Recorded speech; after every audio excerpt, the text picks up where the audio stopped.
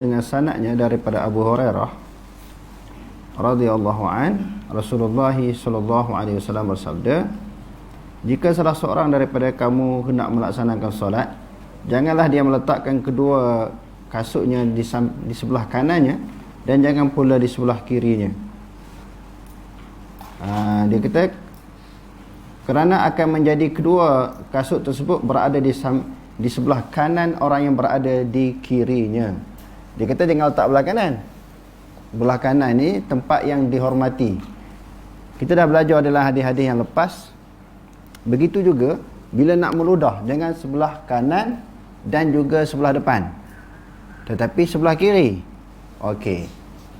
Jadi para ulama di dalam mensyarahkan hadis ini, sebelah itu kalau kita sembahyang seorang diri, bolehlah kita ludah sebelah kiri, tak ada orang. Kalau kita sembahyang berjemaah, kita ludah sebelah kiri, maka kena orang yang duduk sebelah kiri kita. Okey, yang tu yang pertama. Yang keduanya, kalau kita letak kasut kita sebelah kiri, jadi sebelah kanan dia, maka sebelah kanan ini dihormati, tak boleh. Jadi dia suruh letak di mana? Di antara dua kaki. Sebab itu bila sembahyang, kaki kita diperintahkan supaya kita renggang, lebih kurang sejengkal. Kita renggang, jangan dirapatkan. Ada juga kadang-kadang orang sembahyang rapat kaki kan, dia disunatkan kita renggang.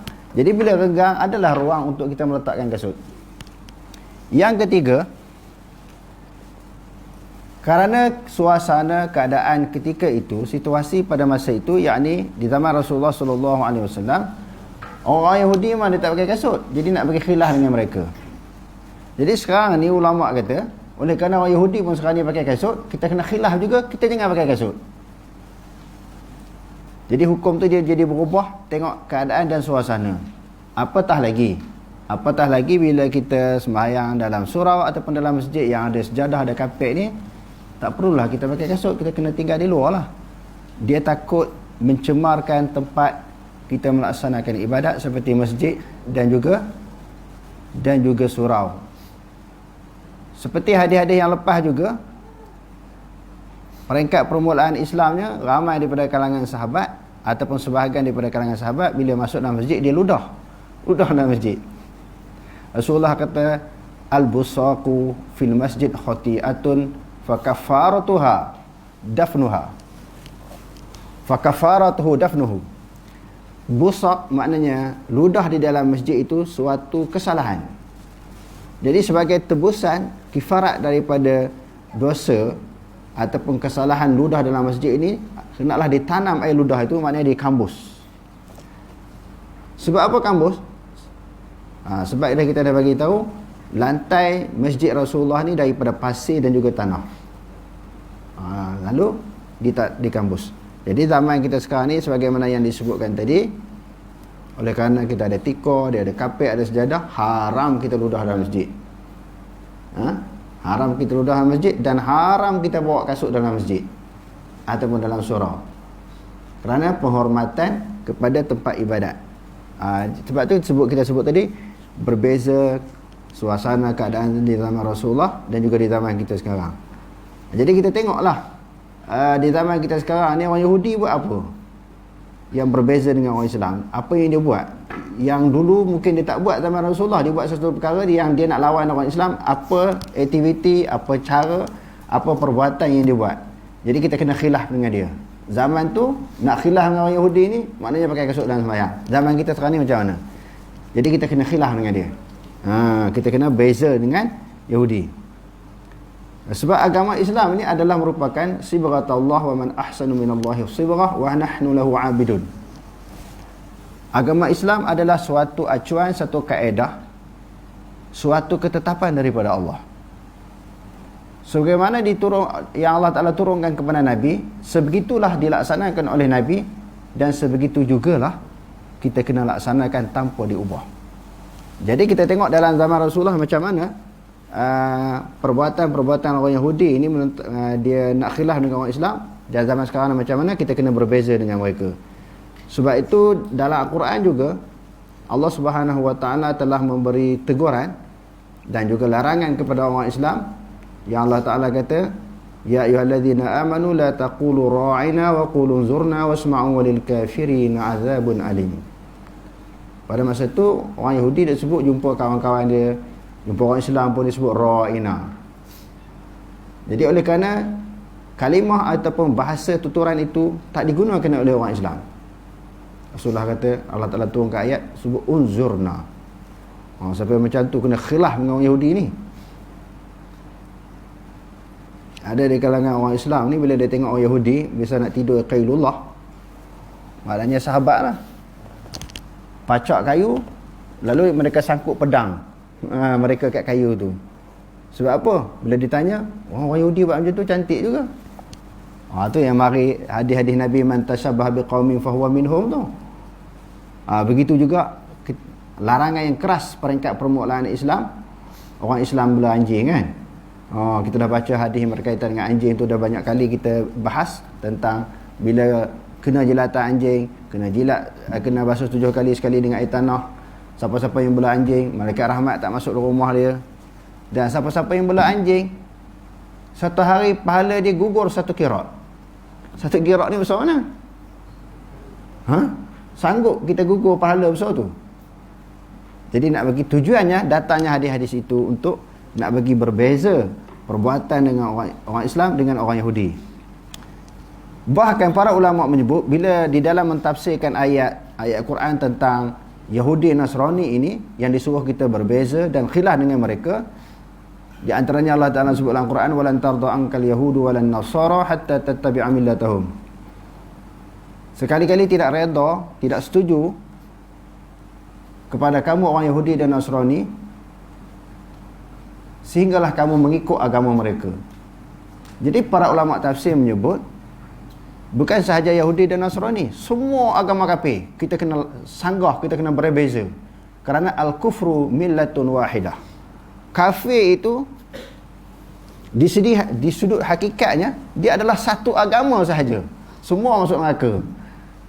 Kafir, Yahudi, Nasrani, Buddha, Hindu, sebut apa lagi, Syiah. Yang orang kata Syiah kan, Syiah Islam tu. Syiah pun termasuk. Jadi maknanya kita kena khilaf dengan semua agama-agama yang lain daripada Islam. Sebab Allah menyebut dalam Al-Quran, inna dina indallahil Islam. Sesungguhnya agama yang diterima oleh Allah Subhanahu Wa Taala hanyalah agama Islam sahaja. Okey, kembali kepada tajuk yang hadis yang kita bacakan tadi. Jadi kalau dia duduk seorang, bolehlah dia letak sebelah kiri kalau dia semayang seorang. Kalau dia semayang berjemaah, maka dia letak di antara dua kaki dia.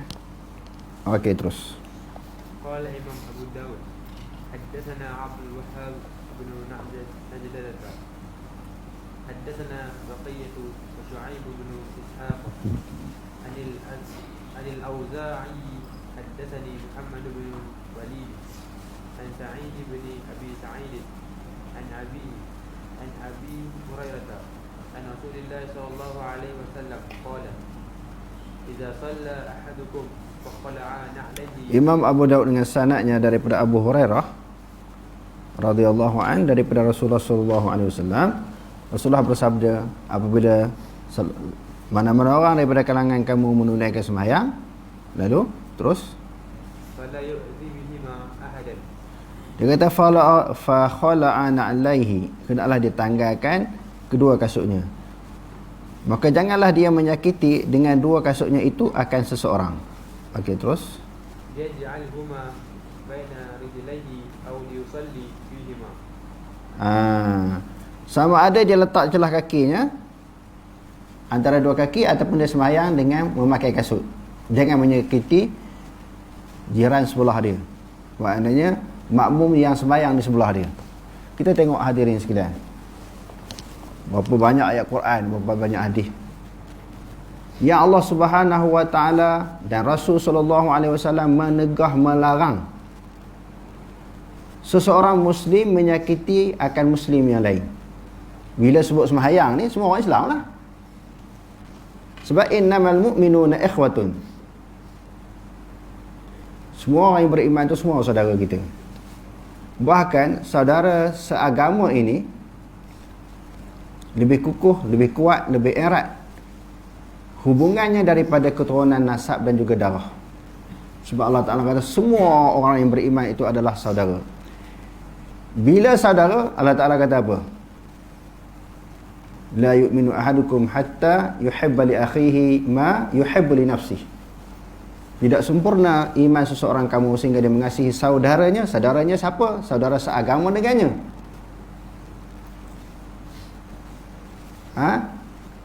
Allah Ta'ala, Nabi SAW sebut tidak beriman. Maknanya tidak beriman di sini dengan maksud apa?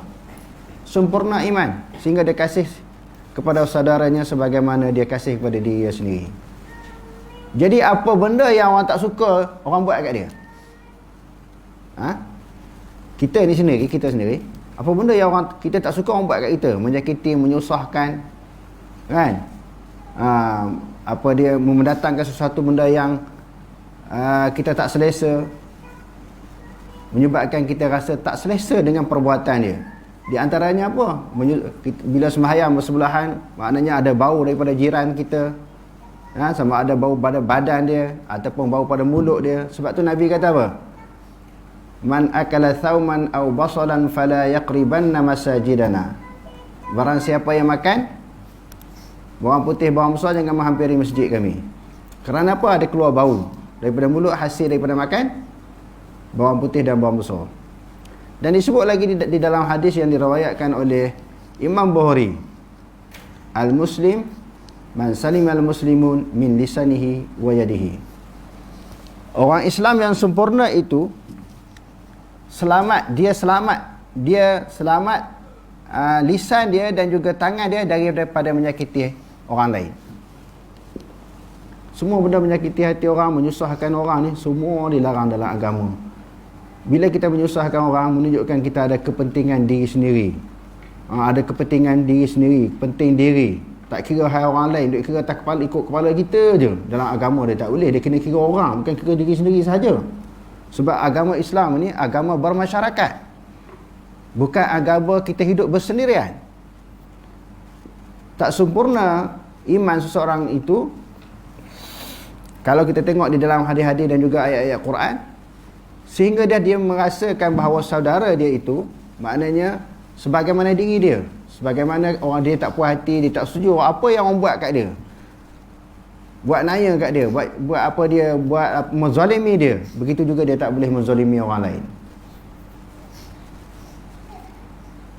Duribat alaihimuz zillatu aynama suqifu illa bihabli minallah wa habli minan nas.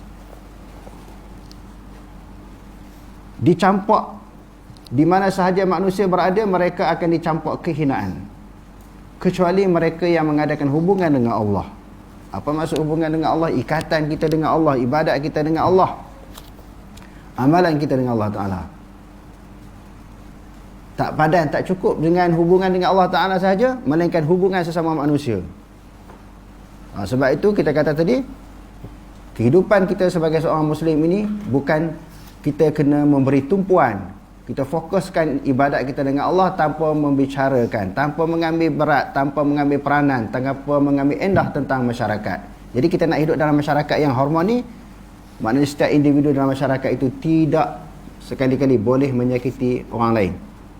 Di antaranya banyaklah hadis bab sembahyang pun disebut, cara kita bercakap dengan saudara kita disebut, jangan menyakiti hati orang.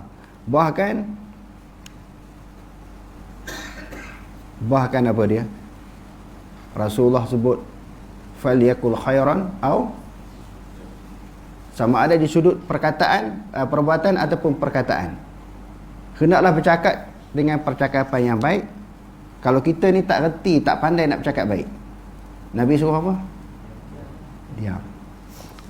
Okey. Cuma tidaklah bermaksud apa bila setiap kali tindakan kita orang sakit hati menyebabkan kita berdosa. Taklah bermaksud macam tu. Yang pentingnya tindakan kita itu betul ataupun tidak di sudut syarak. Kalau tak betul orang sakit hati, berdosa lah. Kalau tindakan kita tu betul, tiba-tiba orang sakit hati kat kita kan, macam kita nak cerita amalan sunnah, kembali kepada akidah salaf dan sebagainya, orang tak puas hati, orang marah dekat kita, dia berasa hati dengan kita, itu dia punya pasal, dia punya lantak kat dia lah, kerana kita berada di jalan yang benar. Apa yang dimaksudkan di sini, kalau kita buat benda tak betul, orang sakit hati. Tu tak boleh. Itu berdosa kita sebab kita buat benda yang tak betul.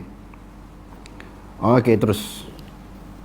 Babu salati ala al-umrati. Bab sembahyang di atas tikar yang kecil, khumrah. Jadi selain daripada kita boleh sembahyang di atas bumi Allah Subhanahu Wa Taala sebagaimana hadis-hadis yang lepas, asalkan bumi Allah Taala itu bersih. Wa ju'ilat liyal ardu masjidan wa tuhura. Fa ayyuma rajulin min ummati adrakat hussalah fayusalli. Dia kita dah baca 5 kelebihan umat Nabi Muhammad nak dibandingkan dengan umat yang terdahulu. Dan 5 kelebihan ini tidak diberi kepada mana-mana umat sebelum kelahiran Nabi Muhammad SAW. Bukan kepada umat mereka, Nabi-Nabi yang terdahulu pun mereka tidak memperolehi 5 kelebihan ini. Hadis itu pun selalu kita baca, di antaranya hadis yang diriwayatkan oleh Imam Bukhari, Imam Muslim di dalam kitab Tayammum. Jadi salah satunya, dijadikan bumi Allah Ta'ala ini bersih, suci. Di mana sahaja orang Islam berada, bila masuk waktu sembahyang dia boleh sembahyang di mana-mana. Okey, itu asal hukum boleh sembahyang atas bumi Allah Ta'ala. Sebab apa tuan-tuan? Lebih baik daripada sembahyang atas kapet. Sebaik-baik sembahyang. Lebih baik dia sembahyang atas tikar, atas kapet, atas sejadah. Sebab apa? Sebab tanah ni dah kotor Tanah pasir ni di anggota zahir manusia. Anggota zahir manusia muka. Anggota zahir manusia yang mulia ni, yang paling mulia adalah muka. Jadi dai itu terletak di kawasan muka. Bila tempat yang mulia ini kita sujud tempat yang kotor, nak melahirkan sifat perhambaan yang begitu tinggi kepada Allah, nak bagi rasa kita koman, kita hina, kita lemah di hadapan Allah Ta'ala. Dai yang mulia ini sujud tempat kotor, tanah pasir kan, itu lebih baik daripada kita sujud tempat yang bersih. Kotor di sini bukanlah bermaksud kotor yang dicemari dengan najis, kerana kita tahu sembahyang di atas tempat bernajis tak sah sembahyang. Kotor dimaksud sini tanah yang tak kena najis, maka lebih baik kita sembahyang atas tanah. Nak bagi rasa diri kita lemah. Sebab apa? Diri kita tak terdidik. Kadang-kadang dalam sembahyang pun sombong lagi. Sembahyang mesti nak kapet tebal, ataupun tikar sejadah kan. Bawa balik daripada Mekah 2 inci, 3 inci. Sembahyang tu rasa lembut je, seronok je sembahyang. Dia tak dapat mendidik hati. Cuma di sudut zahir selesa lah sembahyang atas kapet tebal ni. Begitu juga atas sejadah, kadang berlapis-lapis. Dan ramai juga orang Melayu kita, bila dia beli sejadah, sama ada di Mekah ke ataupun di mana-mana, di antara niat dia nak bagi kepada imam. Dia rasa ini satu amalan yang memperolehi pahala yang besar. Jadi kalau 10 orang nak bagi ke imam, berapa tebal kapet imam tu, sejadah imam tu, dia tidak afdal tuan-tuan. Apatah lagi sejadah-sejadah yang orang nak bagi tu gambar Kaabah, Mekah kan, macam-macam warna, dia menghilangkan khusyuk dalam sembahyang. Para ulama bahas panjang tentang masalah ini. Afdalnya sembahyang letak dia atas tanah, nak bagi kita rasa hina di hadapan Allah. Kita dah jadi pada tanah, daripada tanah esok masuk dalam tanah juga. Jadi biarlah biasa tubuh badan kita ini bersentuhan dengan tanah, nak mengingati asal kejadian kita ni hina. Hak duk jadi buat maksiat, bunuh orang, rasuah, menipu, dia rasa dia besar. Macam iblis kan, dia rasa dia sombong, dia besar, dia hebat. Khalaqtani min nar wa khalaqtahu min tin. Kamu jadikan aku jadikan Adam daripada tanah, kamu jadikan aku daripada api. Kamu jadikan aku daripada api, jadikan Adam daripada tanah. Tanah lebih hina, api lebih mulia daripada bangsa tanah. Tuan-tuan balik ni ambil mancis. Bila kita nyalakan mancis, kita tala ke atas dia punya kepala mancis tu, api naik ke mana? Ke bawah? Confirm tak pernah guna mancis. Dia naik ke atas. Lepas tu kita nyalakan api ke sisi, api naik mana? Kalau kita tala ke bawah, api naik ke mana? Sifat api, iblis jadi daripada api. Sebab tu sombong. Sebab tu dia tak nak sujud kepada Nabi Adam. Dia rasa koman lah sujud kepada Nabi Adam. Adam ni bangsa tanah. Sebab tu kita tak boleh berubah. Walaupun kita sembahyang, yang Allah Ta'ala kata inna salata tanha 'anil fahsya'i wal munkar. Sesungguhnya sembahyang itu dapat mencegah daripada kekejian dan kemungkaran. Kenapa tak boleh berubah? Sebab kita sembahyang pun kita sombong, kita sembahyang pun kita ego, kita takabur, kita riak dan sebagainya. Sebab itu sembahyang tidak boleh mengubah peribadi kita. Sembahyang tak ada kesan.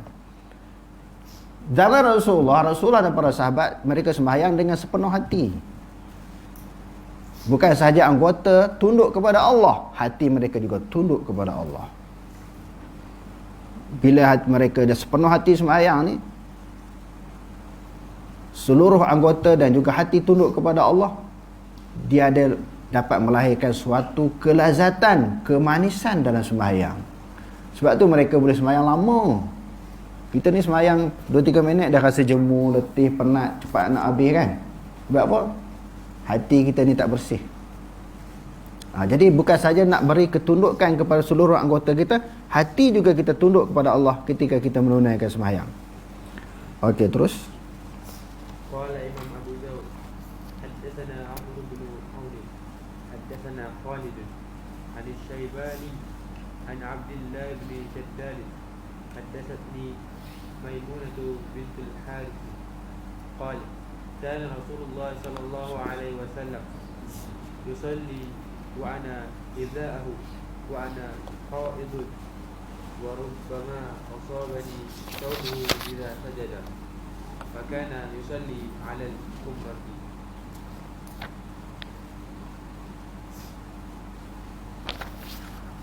Imam Abu Daud dengan sanadnya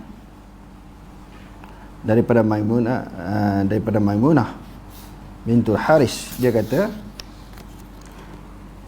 adalah Rasulullah sallallahu alaihi wasallam, dia sembahyang dan aku berada di sisinya. Aku berada di sampingnya. Pada ketika itu aku berada di dalam keadaan haid, maka dia datang bulan. Wa ana hiza'ahu wa ana haidun. Dan dia sembahyang, apabila dia sembahyang telah mengenakan akan aku oleh pakaiannya. Maknanya pakaian Rasulullah apa dia? Seperti kita kata jubah Rasulullah bersentuhan dengan Maimunah, yang Maimunah pada ketika itu berada di sisi Rasulullah di dalam keadaan haid. Dan dia sembahyang di atas khumrah. Khumrah ni apa? Sejadah kecil yang diperbuat daripada pelepah kurma. Pelepah kurma tu diketuk kan, dianyam buat tikar. Macam kita orang Melayu kita buat dulu buat daripada apa? Tikar mengkuang kan. Sekarang ni tak jumpa dah tikar mengkuang ni. Dulu di rumah kita masa belum ada sejadah memang buat daripada tikar mengkuang. Dulu pelepah tamar tu diketuk dan dihalusi, lalu dianyam buat sejadah. Tadi kita sebut selain daripada sembahyang atas tanah, boleh sembahyang atas sejadah. Sebahagian daripada bentuk sejadah ni, sejadah itu dibuat, tikar yang dibuat sembahyang itu dibuat daripada pelepah tamar. Yang kedua, daripada hadis ini, pakaian Rasulullah bersentuhan dengan isteri dia yang sedang haid.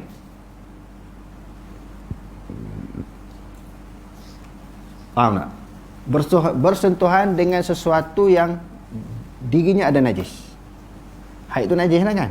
Maka itu tidak menjadi kesalahan, tidak juga membatalkan sembahyang. Tidak membatalkan sembahyang. Yang tak bolehnya, kita bersentuhan dengan najis ini secara langsung. Sama ada najis itu kepada pakaian kita, badan kita, dan juga tempat sembahyang. Tiga perkara ni kita kena elak. Tempat sembahyang di sini bukan atas sejadah tu. Atas sejadah kita mungkin ada tik cicak umpamanya. Ada sesuatu kekotoran najis. Tak batal. Tak batal sembahyang, sah sembahyang. Yang dimasukkan tempat sembahyang di sini, tempat-tempat itu 7 anggota yang kita bersentuh. Seperti dua tapak kaki. Kalau di bawah tapak kaki kita tu, sejadah kita, bawah tapak kaki kita tu ada najis. Tu tak sah sembahyang. Kita menanggung najis dipanggil. Begitu juga ketika kita sujud, dahi kita ke, ataupun dua tangan kita dan dua lutut kita. Itulah tempat sembahyang. Bukan keseluruhan sejadah itu. Mungkin di keseluruhan sejadah tu ada tik cicak, tapi tak bersentuhan dengan kita. Maka sah kita menunaikan sembahyang. Okey, terus. Babu salati 'ala Okey, terus. قال إمام أبو داود حدثنا عبيد الله بن معاذ حدثنا أبي حدثنا شعبة عن أنس بن سيرين عن أنس بن مالك قال قال رجل من الأنصار يا رسول الله إني رجل ضخم وكان ضخما لا أستطيع أن أصلي معك فصنع له طعاما ودعاه إلى بيته فصلي. Okey. Imam Abu Daud dengan sanadnya daripada Anas bin Malik. Dia kata, telah berkata seorang lelaki daripada Ansar. Kalau orang Ansar ni dia orang mana? Orang Muhajirin orang mana? Ansar. Orang mana dia? Dia duduk negeri mana? Madinah. Sebab apa orang Madinah dipanggil Ansar? Sebab apa? Orang Madinah ni dipanggil Ansar.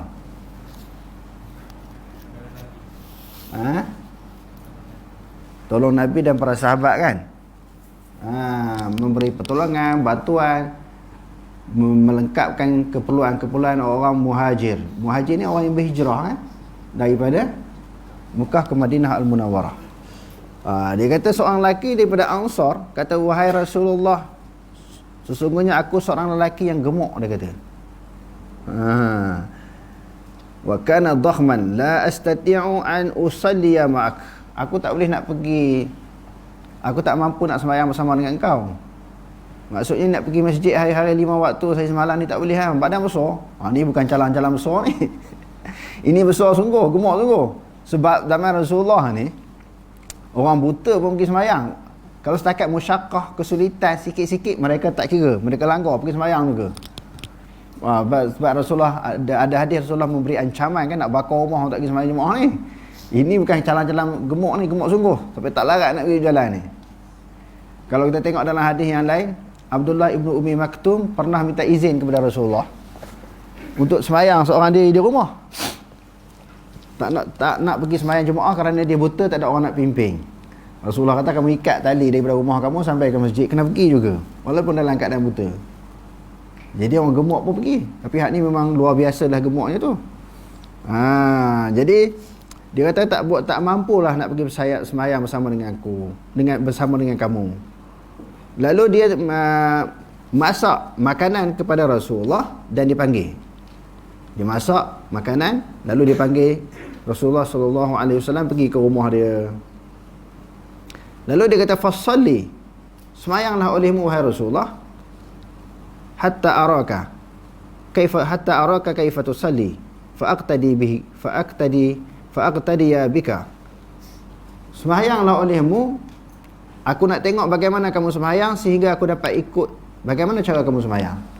Kan Nabi sallallahu alaihi wasallam ada sebut dalam hadis yang lain, sallu kama raaitumuni usalli, sallu kama raaitumuni usalli, sembahyanglah sebagaimana kamu melihat aku sembahyang. Jadi sahabat ni memang bila Rasulullah sembahyang dia duduk perhati macam mana Rasulullah takbir, rokok, tidak, sujud dan sebagainya sampai bagi salam, nak ikut 100% sembahyang yang dilakukan oleh Rasulullah. Bila Rasulullah dah wafat, para sahabat ini mereka ajar pula golongan lain, iaitu golongan tabi'in. Di antaranya Sayyidina Uthman radhiyallahu an, dia ambil sembahyang, dia ambil satu bekas bejana air, yang bejana yang diisikan air, dengan air, lalu dia ambil sembahyang, dia tunjuk ke orang. Setelah dia ambil sembahyang, bermula daripada dia basuh tangan, koma, masuk air dalam hidung dan sebagainya sehingga selesai. Dia kata, beginilah wuduk yang dilakukan oleh Rasulullah sallallahu alaihi wasallam. Maknanya di sudut ibadat ni dia memang tak nak adjust, nak ubah suai, nak pindah, tak ubah. Sahabat memang jaga betul-betul. Sahabat, lepas tu tabi'in macam itulah mereka buat sebagaimana yang mereka dapat maklumat apa yang dibuat oleh Rasulullah. Macam tabi'in tak pernah tengok Rasulullah wuduk macam mana, Rasulullah sembahyang macam mana, mereka tengok sahabat. Tabi'in pun sama, dia tengok tabi'in pun tak, macam mana Rasulullah buat. Sampai macam tu. Nak dapat keaslian 100% sebagaimana yang dilakukan oleh Nabi. Bila dah Nabi 1000 tahun lebih dah wafat, meninggalkan kita, mulalah orang cuba nak ejah amalan, nak ubah daripada apa yang dibuat oleh Nabi. Sebab itu di akhir zaman ni sangat penting kita kembali kepada amalan yang asal yang dilakukan oleh Nabi dan para sahabat. Dengan cara macam mana tuan-tuan? Dengan cara mengaji hadis. Kita memang tak pernah tengok Nabi sembahyang lagu mana, sahabat sembahyang lagu mana. Kita belajar melalui hadis Nabi. Sebab di antara ibadat yang paling awal ditanya oleh Allah Ta'ala di hari kiamat besok, yang paling pertama, paling awal yang dihisab oleh Allah adalah sembahyang. Awalu ma yuhasabul abdu yaumal qiyamah as-salah. Awal-awal hisab yang berlaku kepada seseorang hamba di hari akhirat besok adalah sembahyang. Tapi kalau sembahyang kita tak betul, tunggal langkah. Kadang-kadang duk rasa duk mengaji bab sembahyang ni banyak kali dah sembahyang, dah tua-tua dah mengaji lagi bab sembahyang. Kami dah pencing dah tua dah, buat apa mari mengaji bab sembahyang ni? Nak mengaji benda atas-atas hang. Mengaji hak benda hebat-hebat ni. Hak ni hari-hari dah duk dengar. Jangan, kadang-kadang tak betul lagi kita sembahyang. Sembahyang betul lah, betul cara kita, bukan cara Nabi. Rasa hebat sembahyang kita tu rasa sempurna.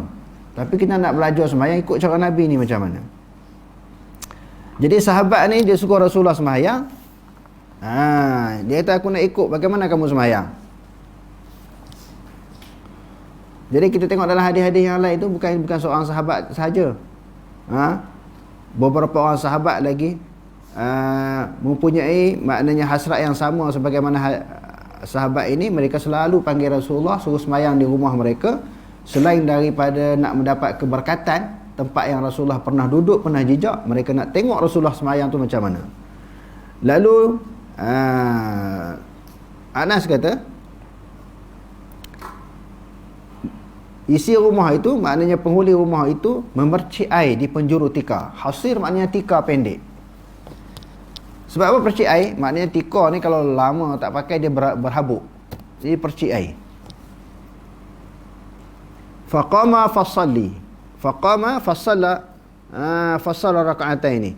Lalu Rasulullah bangun dia sembahyang 2 rakaat. Sembahyang 2 rakaat ni sembahyang apa? Jadi bila tak disebut di dalam hadis sembahyang apa, sebagian orang kata ini sembahyang hajat. Sebenarnya bukan sembahyang hajat. Ini sembahyang pakai sunat mutlak. Sunat mutlak ni sunat yang tidak ditentukan waktu. Ada juga di dalam hadis-hadis Nabi, di dalam hadis-hadis yang sahih, bila Rasulullah mungkin ada selepas ni kot. Bila Rasulullah pergi ke rumah mereka, kebetulan masuknya waktu sembahyang. Sembahyang 5 waktu. Dia suruh Rasulullah sembahyang jadi imam. Mereka nak tengok Rasulullah sembahyang ni macam mana. Ada juga ketika Rasulullah hajar tu, selain daripada sembahyang sunat, dia adalah merupakan sembahyang yang diwajibkan, iaitu sembahyang 5 waktu. Okey, terus.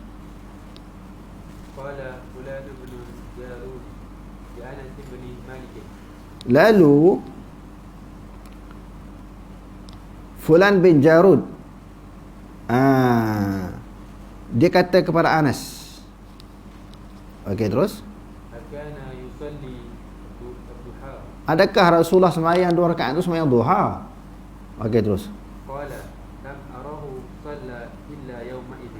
Aku tak pernah tengok dia sembahyang tu melainkan sembahyang pada hari itu. Jadi dia sembahyang tu dalam waktu duha. Semalam kan bila lah kita bahas macam bab duha. Jadi sebahagian sahabat menafikan Rasulullah sembahyang sunat duha. Dia menafikan Rasulullah tak pernah sembahyang sunat duha. Sebab itu bagi sebahagian ulama yang kecuali secara berkala yang berpegang kepada hadis-hadis yang para sahabat menafikan Rasulullah sembahyang sunat duha ini, mereka kata sembahyang sunat duha ini berkala. Kita dah cerita beberapa hari yang lepas, sembahyang sunat duha terbahagi kepada 3 pendapat. Pendapat pertama, jumhur kata hari-hari secara lazim. Pendapat yang kedua, kalau bersebab, pergi musafir ataupun balik musafir. Pendapat yang ketiga, sembahyang duha bukan kerana musafir, bukan kerana sebab, tapi sembahyang berkala. Kadang-kadang sembahyang, kadang-kadang tak.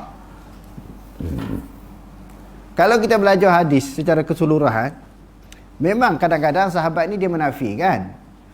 Dia berdasarkan kepada ilmu dia. Pada ketika dia bersama Rasulullah, Rasulullah tak sembahyang sunat duha. Dia kata Rasulullah tak pernah sembahyang kecuali pada hari itu lah. Jadi Rasulullah ni bukan sentiasa bersama dengan dia. Mungkin satu hari bersama dengan seorang sahabat, hari lain bersama dengan sahabat yang lain. Contoh yang lain,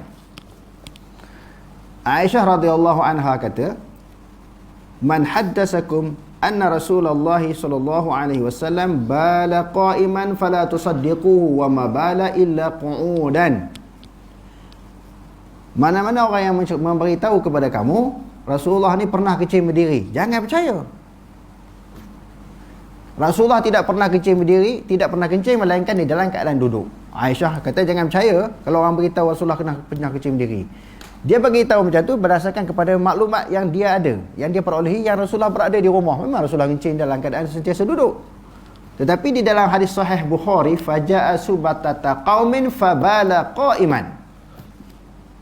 Rasulullah pernah pergi tempat buang sampah yang dimiliki oleh suatu kaum. Rasulullah kencing dalam keadaan berdiri. Rasulullah pernah kencing berdiri, sahih Bukhari lagi. Jadi kesimpulannya, yang hadis-hadis yang sahabat menafikan sesuatu perbuatan Rasulullah itu berdasarkan kepada maklumat dia. Dia bukan duduk setiap keadaan, setiap ketika bersama dengan Rasulullah. Jadi kalau dalam suasana, situasi, kesempatan dan peluang yang lain pula, sahabat pernah tengok Rasulullah sembahyang sunat duha. Okey, terus. Qala Imam Abu Dawud, haddatsana Muslim bin Ibrahim, haddatsana Musanna ibn Sa'id bin Zari', haddatsana Qatadah an Anas bin Malik. Imam Abu Daud dengan sanadnya daripada Anas bin Malik. Okey, terus. Ada Nabi sallallahu alaihi wasallam kana yazuru Umma Sulaiman. Bahawasanya Nabi SAW pernah menziarah Ummu Sulaim. Fatudrikuhu salatu ahyanan. Jadi kadang-kadang Nabi pergi ziarah orang ketika masuknya waktu sembahyang. Sembahyang 5 waktu, boleh jadi sembahyang Zuhur ke, sembahyang Asar ke. Jadi sampai di rumah seseorang sahabat ini, dalam riwayat ini sampai di rumah Ummu Sulaim, Rasulullah pun sembahyang. Salah satu daripada sembahyang 5 waktu, sembahyang di atas hamparan yang dimiliki oleh kami, iaitu tikar yang pendek, lalu kami percikkan dengan air. Jadi Rasulullah sembahyang, kadang-kadang ajar sahabat itu dengan dia menunaikan sembahyang sunat, kadang-kadang dia mengajar sahabat itu dengan menunaikan sembahyang fardu. Macam sembahyang sunat daripada di antara hadis-hadis yang lain, Rasulullah bangun qiyamul lail kan. Ibnu Abbas masa tu kecil lagi, dia kanak-kanak. Lalu dia tengok, perhati je Rasulullah. Macam mana Rasulullah ambil sembahyang. Lepas tu dia pun ambil sembahyang sebagaimana Rasulullah sembahyang. Rasulullah ambil sembahyang. Lepas tu dia tengok pula Rasulullah sembahyang macam mana. Dia pun nak ikut Rasulullah, duduk sebelah kiri. Bila duduk sebelah kiri, Rasulullah pegang telinga, tarik tak belah kanan. Jadi masa tu dah dia belajar bagaimana ambil sembahyang dan juga sembahyang yang betul sebagaimana yang dilakukan oleh Rasulullah. Okey, terus. Qala Imam Abu Dawud, haddatsana Ubaydullah bin Umar bin Maisarah, Utsman bin Abi Syaibah, bima'na isnadi wal hadith. Qala haddatsana Abu Ahmad al-Zubairi an Yunus ibn al-Harith an Abi Aun an abihi an al-Mughirah ibn Bata qala kana Rasulullah sallallahu alaihi wasallam yusalli 'ala al-hasir wal farwati al-madbughah. Tadi kita kata khumrah, tikar kan, yang dibuat daripada pelepah tamar. Lepas tu hasir, tikar pendek. Yang hadis yang berikut ini pula farwah al-madbughah. Farwah ni maknanya kulit binatang. Tikar yang dibuat daripada kulit binatang. Jadi kulit binatang, seekor binatang yang telah disembelih lalu dilapah dan juga disamak. Di zaman Rasulullah buat tikar pula. Jadi sesuatu hamparan yang dijadikan sebagai tempat sembahyang, hukum dia diharuskan berdasarkan beberapa hadis yang kita baca tadi. Wallahu a'lam. Aqulu qawli hadza wastaghfirullahal azim li wa lakum. Assalamualaikum warahmatullahi taala wabarakatuh. Hadirin sekalian, saya nak buat iklan ulangan yang saya sebut semalam kot. Semalam ke 2 hari lepas. InsyaAllah malam besok Bukan malam esok kan, besok malam Ahad, malam Isnin, hari Ahad malam Isnin. Saya nak iklan sekali lagi, insya-Allah kita akan didatangi oleh seseorang tetamu yang jauh, iaitu Tuan Guru Syekh Wan Syukri